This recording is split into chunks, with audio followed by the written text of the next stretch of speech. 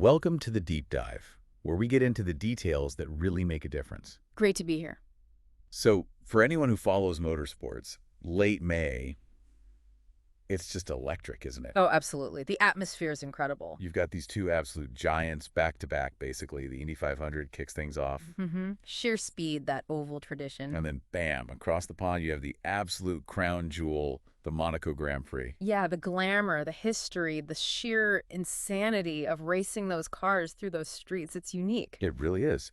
And one brand, TAG Heuer, they've always been smart about using that Monaco weekend, haven't they? They really have. It's become their stage, almost. For years, they've used the Grand Prix buzz to launch special Monaco watches. Like a tradition within the tradition. You kind of expect it now. Exactly. Enthusiasts look forward to it. What's TAG Heuer going to do for Monaco this year? Well, looking ahead to 2025, they're not just doing something. They're going massive. Right. This is a huge step up. They're becoming the Formula One title sponsor overall. Which is big news in itself. And they're the first ever title sponsor for the Monaco Grand Prix itself.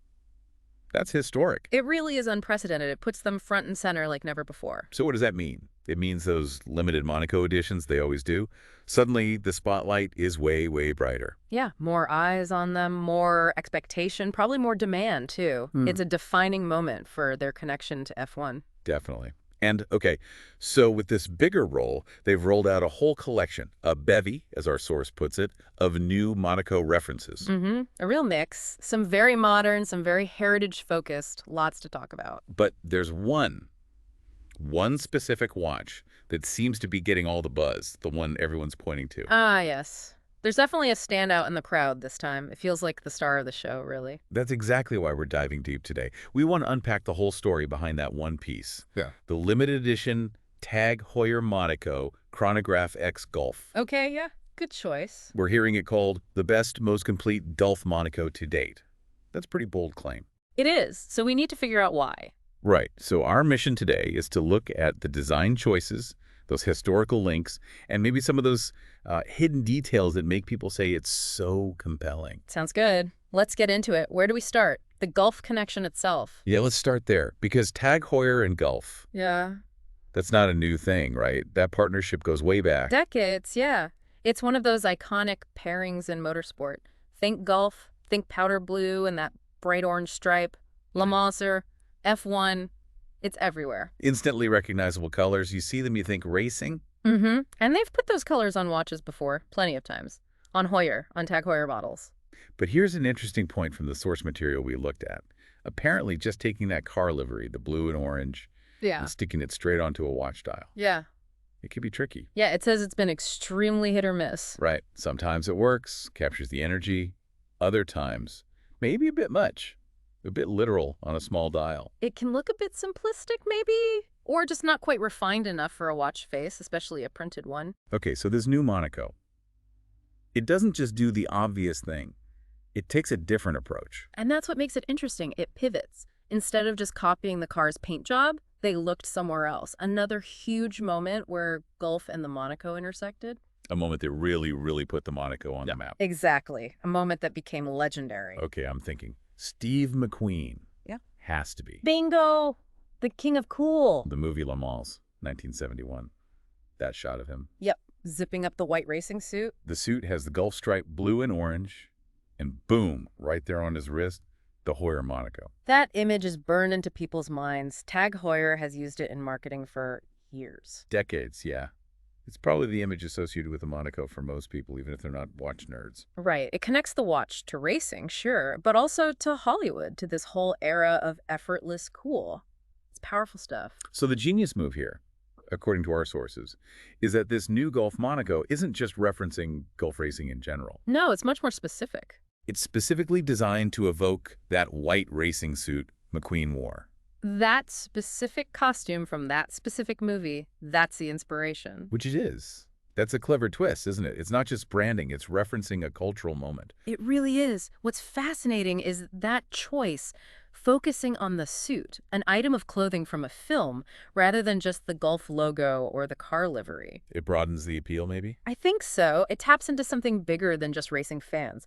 Movie buffs, style watchers.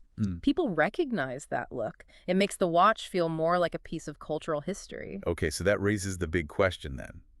How do you actually do that? How do you take inspiration from a white racing suit and translate that into the design of a watch? Right. How does that inspiration show up in the metal on the dial? Because the source claims it creates one of the most attractive Monaco dials of all, which, again, big claim. We need to see the evidence. Let's start with the foundation of the case. What are we looking at here? So they're using the modern Monaco case, the 39mm size left-hand crown layout, but it's made from grade 2 titanium. Titanium. Yeah, we've seen that on Monacos before. Yeah. What does that bring to the table? Well, visually, grade 2 titanium gives you this darker, completely matte, sandblasted finish. It's not shiny like steel or polished grade 5 titanium. So it looks more tool-like, modern. Yeah, more contemporary, maybe a bit architectural. And that matte finish does something cool. It actually helps you see the shape of the Monaco case better. How so? Because you don't have reflections bouncing off polished surfaces, the actual lines, the curves, the angles of the case stand out more, things that kind of get lost in the shine on a steel version. Ah, interesting. So the material actually highlights the design subtleties. Exactly. And practically speaking, titanium is much lighter than steel. Right, so it's more comfortable to wear, especially for a watch that has a pretty bold shape like the Monaco. Definitely. A lot lighter on the wrist. But here's the really surprising thing the source points out about the case shape itself. Okay. We all call the Monaco the square watch, right? Famously square. Yeah, that's its thing. Well, according to the analysis, there's scarcely a straight line on this famously square case form. Wait, really? No straight lines on the square watch? Apparently not. It's all subtle curves. The case sides actually arc outwards slightly. Huh. I never really noticed that specifically. Me neither, not consciously.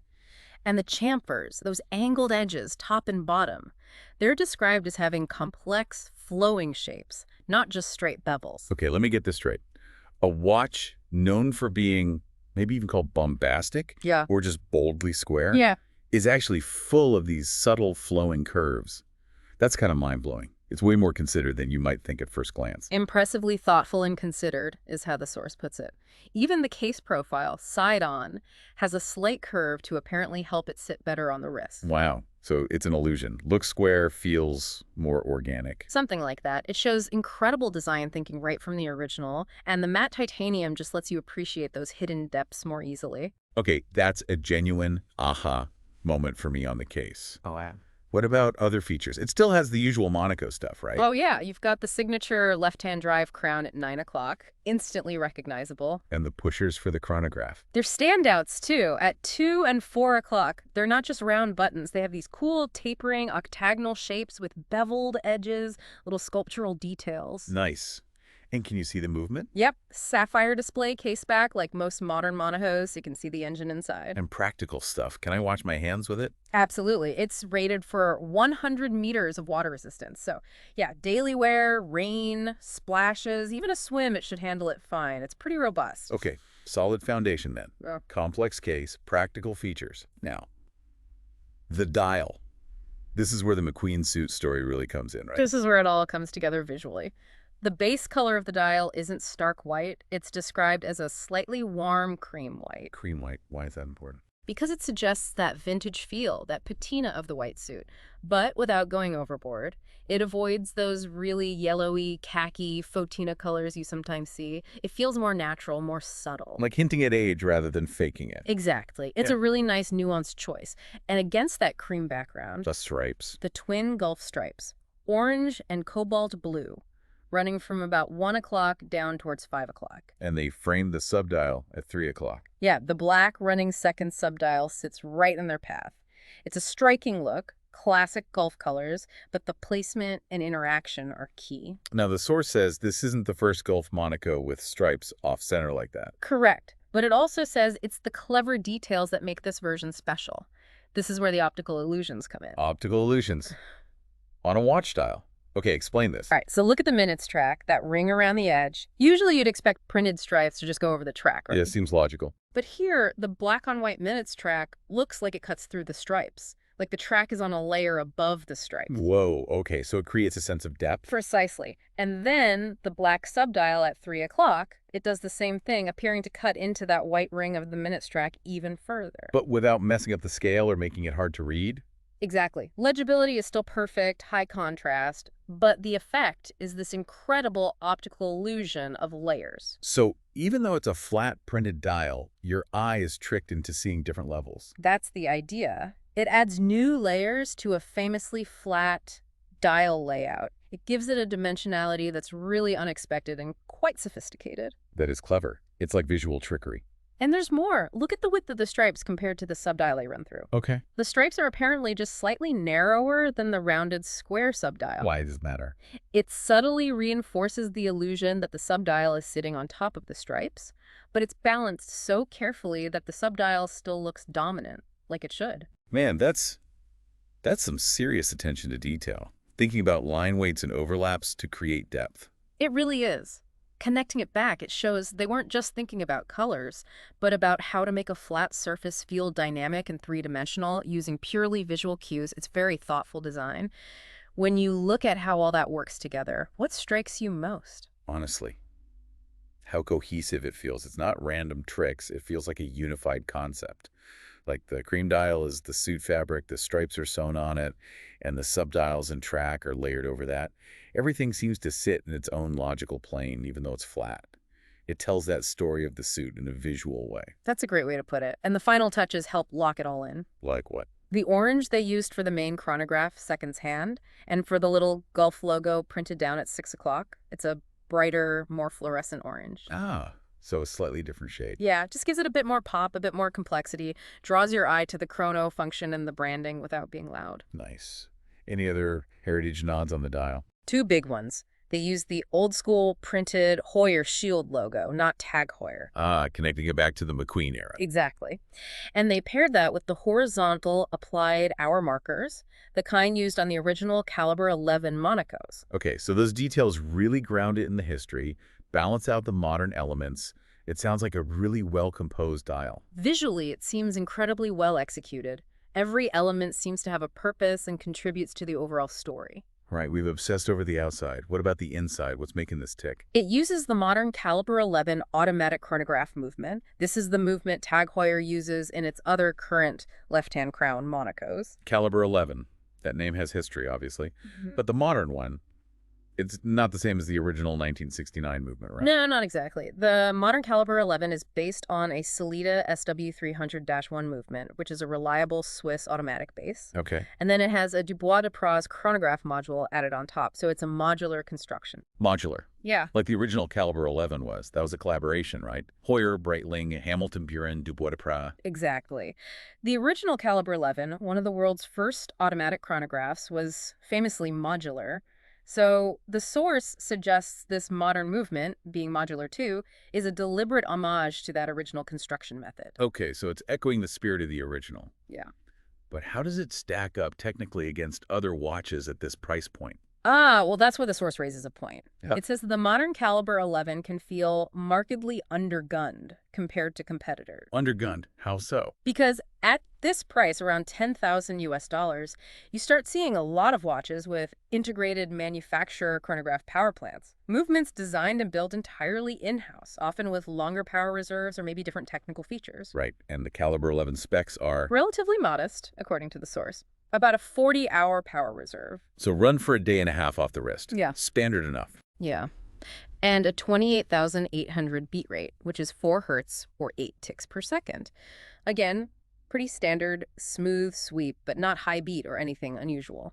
So the specs aren't mind-blowing for the money, but maybe that's not the point. That's the crucial question the source implicitly raises. Is the value here in the specs? Or is it in the historical continuity?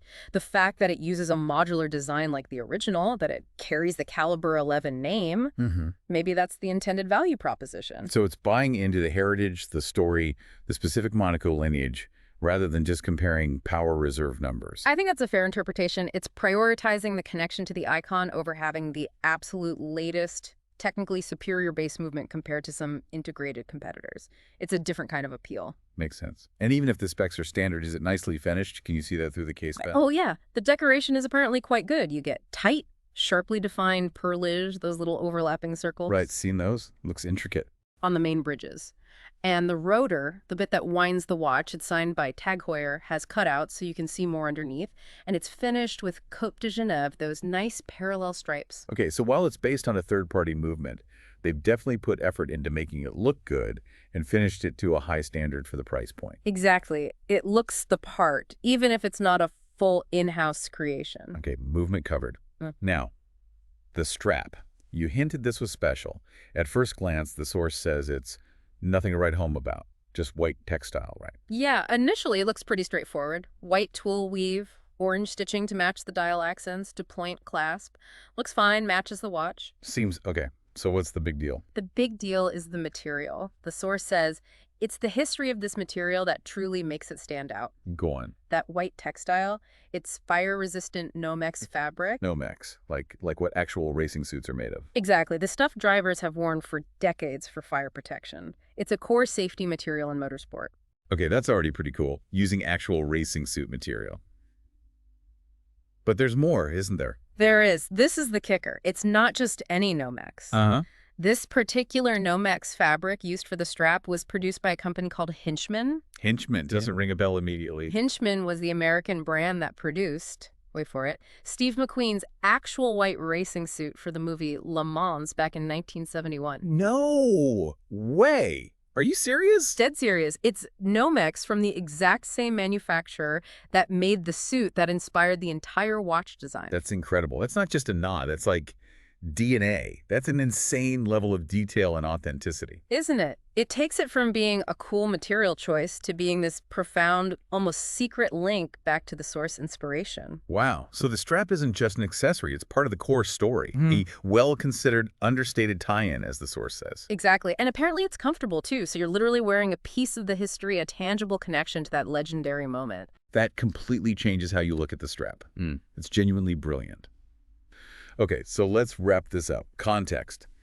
TAG Heuer's massive new F1 and Monaco GP sponsorship for 2025. Bigger stage, bigger spotlight. And this watch, the Monaco Chronograph X Gulf, seems perfectly timed to capitalize on that. The source verdict is overwhelmingly positive, right? Extremely positive. Says TAG Heuer does not disappoint and calls it one of its handsomest, most carefully designed heritage designs in years. High praise indeed. It really sounds like they thought about every single detail, weaving that McQueen suit inspiration through the case material, the dial illusions, right down to the fabric of the strap. It seems like a masterclass in taking a historical reference and executing it with modern techniques and incredible attention to detail. A truly cohesive piece. So for you, our listener, what's the takeaway? It's clearly more than just another limited edition. It's a story piece. Absolutely. And it's scarce, which adds to the appeal for collectors. Only 971 are being made. 971. Like 1971, the year of the movie. You got it. Another deliberate nod. Nice. Available through authorized dealers, price at around 9,300 Swiss francs, which is just over 10,000 US dollars right now. Yeah, so definitely a considered purchase aimed at enthusiasts who appreciate that deep story and level of detail we've been talking about. Feels like a future classic, doesn't it? It certainly has many of the ingredients. Okay, so that brings us to our final thought. This watch digs so deep into one specific moment, McQueen's suit in Le Mans. It makes you wonder, how else can brands innovate with heritage designs? Right. How do you go beyond just copying old aesthetics? Yeah. How do you capture the spirit of something, an era, a moment, a feeling, through subtle integrated details like they did here with the Nomex or the dial illusions, rather than just, making it look old? It's a great question. This watch really shows the power of thoughtful integration over simple replication. It suggests you can tell stories in much more nuanced ways. Could you make a watch inspired by, I don't know, the texture of a specific racetrack? Or the sound of an engine translated into some kind of tactile finish? Who knows? Maybe. It opens up possibilities beyond just visual mimicry. Finding those hidden narratives, those subtle connections, and weaving them into the physical object. That seems like the next frontier for really sophisticated heritage design. This Gulf Monaco certainly sets a high bar. Definitely something to think about.